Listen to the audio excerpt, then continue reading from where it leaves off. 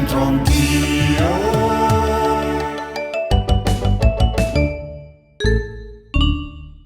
Un nuovo appuntamento con Centro Anch'io speciale Vini Bresciani, ben trovati a tutti, ben trovato anche tu caro Davide Lazzari. Mi guardi con sto sguardo come a dire che me freghi pure sta puntata. Le stai preparando.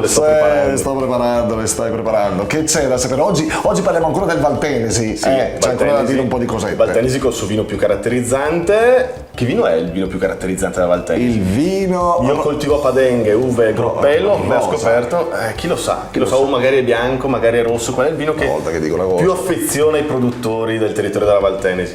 Tu bazzichi da quelle parti di tanto? Ma per forza, per esplorare i vini bisogna anche, si possono bere nel ristorante, nelle vinerie, prendere in enoteca, ma anche per cantine, è bellissimo. Se vedete in giro Davide Lazzari, ecco, insomma, sapete, stategli lontani. Salutatelo da parte mia, ecco, che è sempre simpatico nei miei confronti.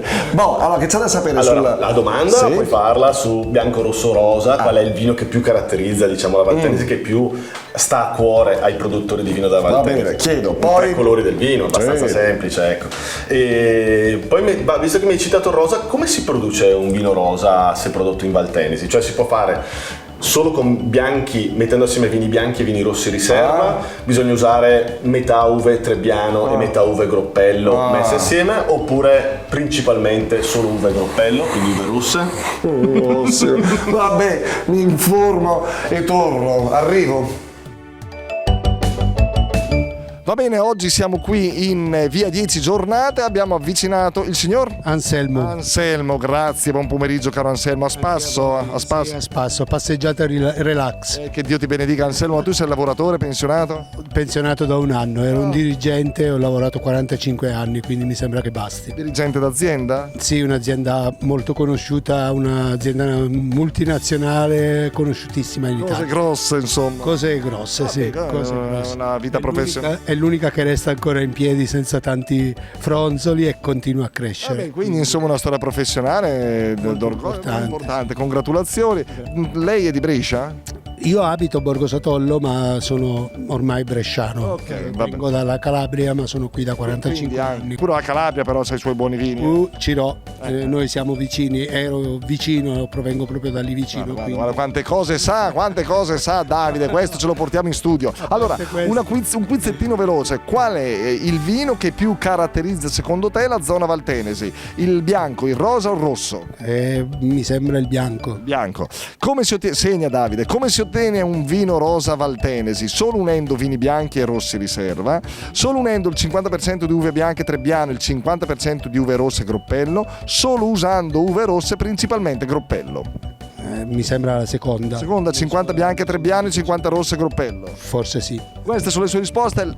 Simpaticissimo, gentilissimo, grazie. Magari le ho cannate perché io prendo solo la bottiglia ma non bevo, quindi le prendo sulla testa le bottiglie. Ciao, grazie.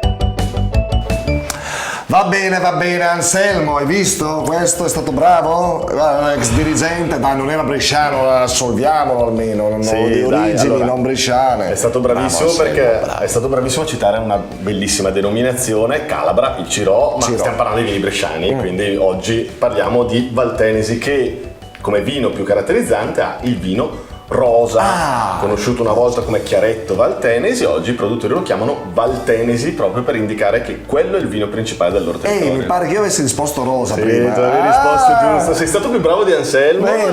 Inizia ad essere preparato, stai esplorando un po'. Sto esplorando, vedi, non lo sottolineare. Bravo Carlo. E poi come si ottiene il vino rosa Valtenesi? Il vino rosa Valtenesi, come tutti i vini rosa in Italia, si può ottenere utilizzando solo uve rosse. C'è questo mito da sfatare che per produrre un vino rosa si possa mescolare vino bianco, vino rosso, non si può mescolare vino bianco, vino rosso, ogni tanto si possono mettere assieme uve di colori diversi, bianco e rosso, ma in realtà per produrre Valtenesi bisogna usare principalmente uva Groppello e solo uve rosse. Capito? Quindi si fa una parziale macerazione e si ottiene un vino leggermente rosso che è rosa. Bravo Davide, vedi che lezioncina carina, simpatica, che non finisce qui perché come in ogni puntata raccontiamo qualcosa del dialetto bresciano legato al mondo della vita e del vino. Che cosa diciamo oggi, caro Davide? Il prodotto fondamentale per poter produrre vino è la grato de uvo. La grato de uvo, dai, Sì, passa la grata de uvo. Esatto, il grappolo è la grato de uvo. Eccola, io me mangio un pezzo. E questo è il chicco. Questo è il chicco. Chicco della grata. Va Esatto. bene, va bene.